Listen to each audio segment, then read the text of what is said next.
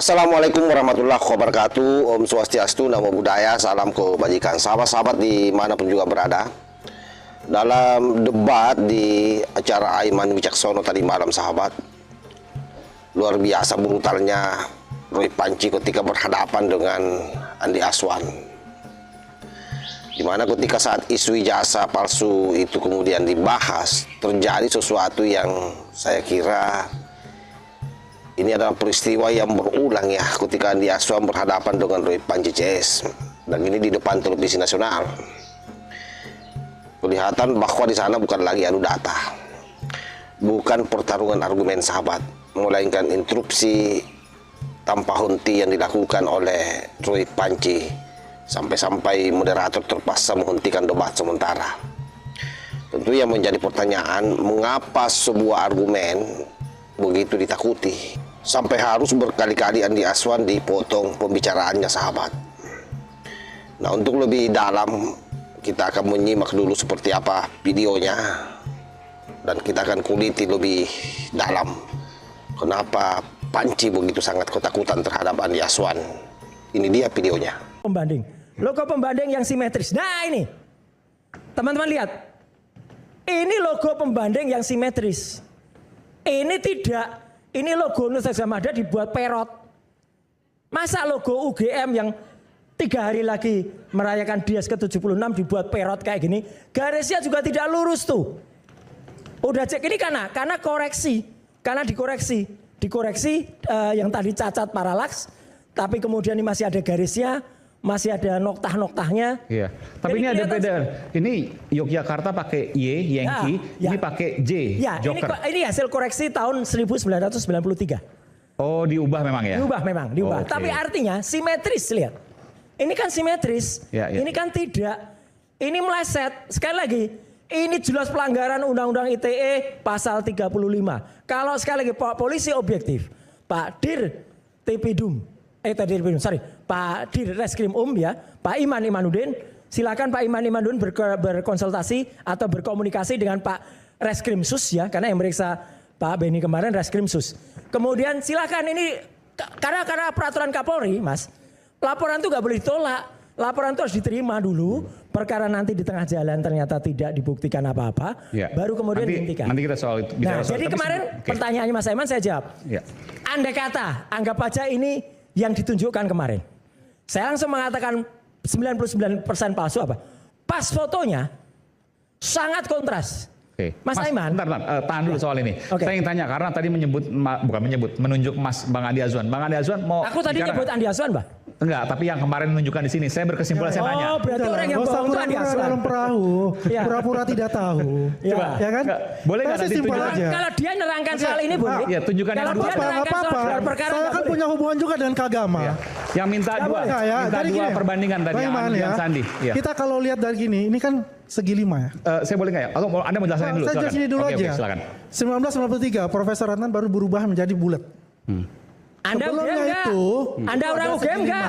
Ntar mas. Saya tadi nggak ngomong loh. Nggak apa-apa, nggak harus tetap nggak ngomong, nggak masalah. Hak legalnya dia selaku UGM apa nerangin ini? Boleh nggak saya ngomong? Nggak boleh kalau nerangin UGM, nggak boleh. Nggak, ini nggak kaitan. Nggak boleh. Ini dia bukan orang UGM, nggak ada legal standingnya. Ngapain? Saya perlu beritahu kepada masyarakat. Ngapain? Nggak saya boleh. ini mendapatkan banyak di sini nggak apa-apa. Ada hak legal atau nggak apa-apa, nanti silakan dinilai. Tapi di sini saya memberikan hak Mas Andi Aswan untuk bersuara. Silakan. Terima kasih. Siapapun punya hak untuk bersuara, Mas Roy. Oke. Bukan orang UGM, ngapain? Nanti saya berikan. Palsu. Udah pasti nggak benar. Ini kayak omongan warung kopi aja nih. Sebelum 1993, saya informasi dari keluarga alumni Gadjah Mada. Ya, ini nama ngaco ini. Ini namanya testimonium diauditu. Testimonium diauditu. Kalau udah nggak ngomong dari orang lain udah duduk aja. Nggak boleh. Udah nggak apa-apa. Memang dia duduk. Dia sudah ketahuan sekali. Bohongnya tuh banyak sekali. Kok bohong? Jadi banyak yang bohongnya. Kamu banyak bohongnya. Masalah 24 lu aja lu bohong. Apa itu ada? Duduk banyak bohongnya. Kita mau memberikan informasi kepada masyarakat. Bukan orang UGM kok. Nanti kita kembali saat lagi, tetaplah bersama kami di Rakyat Bersuara. Jadi memang debat yang terjadi tadi malam di acara Aiman itu, ini bukan lagi sekedar diskusi politik, tapi berubah menjadi panggung pembongkaran mental, sahabat ya. Jadi ketika topik mengarah pada kuasi yang ijazah mantan Presiden Jokowi atau Presiden ke-7 Republik Indonesia, Roy Suryo yang selama ini paling lantang menuduh justru tampak kehilangan kendali ketika berhadapan dengan Andi Aswan secara langsung. Kelihatan bahwa yang terjadi bukan adu gagasan, bukan bertahan pada basis data otentik, melainkan interupsi brutal, berulang dan disengaja.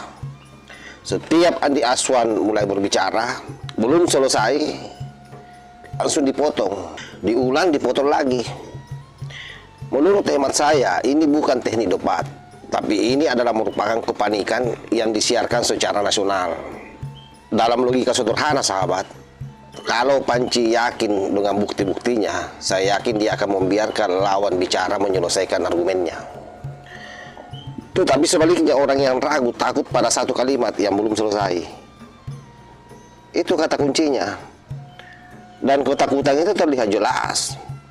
Roy Suryo tidak menyerang daripada isi argumentasi yang disampaikan oleh Andi Aswan, tapi ia menyerang hak bicaranya. Seolah satu pernyataan Andi Aswan saja itu sangat membahayakan dibiarkan utuh oleh Roy Panci. Dan reaksi di studio berbicara lebih jujur dari kata-kata. Bayangkan pengacara dia saja, Refdy Harun, itu sampai geleng-geleng kepala, sahabat. Isyarat diam yang menandakan orang yang dia bela adalah orang yang tidak sehat. Coba dilihat berulang-ulang bagaimana Refdy Harun itu sampai geleng-geleng kepala. Sehingga memang kelihatan bahwa Panci ini sangat takut dengan apa yang akan disampaikan oleh Andi Aswan. Akhirnya Aiman Wicaksono sebagai moderator yang berpengalaman ya menghentikan debat sementara. Tetapi buat saya ini bukan hal kecil. Ketika moderator menghentikan debat, artinya aturan diskusi sudah dilanggar secara ekstrim. Dan yang melanggar itu jelas. Siapa lagi kalau bukan Roy Panci, sahabat. Dan pelanggaran itu yang dilakukan bukan karena waktunya yang lewat, bukan juga karena iklan saya kira, tetapi karena satu pihak tak mampu menahan diri. Dan di titik itulah sesungguhnya emosi mencapai puncaknya. Kelihatan sekali. Setelah berkali-kali Andi Aswan dipotong, setelah ruang bicara dirampas, setelah forum tak lagi memberi keadilan dialog, Andi Aswan melontarkan satu kalimat keras. Dia membungkam Roy Suryo dengan kata-kata, "Kau pembohong." Tentu kalimat itu kasar. Tapi kita ini sebagai publik harus jujur bahwa kalimat itu lahir itu dari akumulasi pembungkaman yang dilakukan oleh Panci.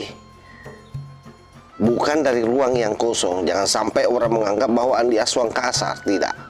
Sebab dalam etika demokrasi, teriakan saya kira bukan bantahan, interupsi bukan jawaban, dan emosi bukan pengganti daripada bukti. Artinya jika tuduhan itu benar, mengapa harus takut pada dialog terbuka? Jika keyakinan itu kuat, mengapa argumen lawan harus dipatahkan dengan cara-cara yang brutal? Dan jika kebenaran ada di tangan, mengapa justru mikrofon orang itu harus dipatahkan dengan teriakan? Oleh sebab itu saya menganggap bahwa debat ini membuka satu fakta yang sangat telanjang buat kita semua. Bahwa yang panik saya kira bukan mereka yang bicara, tapi mereka yang tak siap diuji. Rakyat melihat semuanya. Dan itu tanpa edit, tanpa framing, tanpa sensor. Dan sejarah diskusi publik selalu mencatat satu hal, bahwa yang namanya kebenaran tak pernah takut pada pertanyaan. Yang takut hanyalah narasi rapuh, dan itu dipertontonkan malam ini oleh Roy Panci CS. Berapa juta rakyat Indonesia yang menonton. Karena itu kita harus menyadari bahwa apa yang dilakukan oleh Panci CS ini memang betul-betul satu kesalahan besar, dan dia sangat layak untuk ditahan, sahabat. Saya kira demikian. Wallahul muwaffiq ila aqwamit thoriq. Wassalamualaikum warahmatullahi wabarakatuh.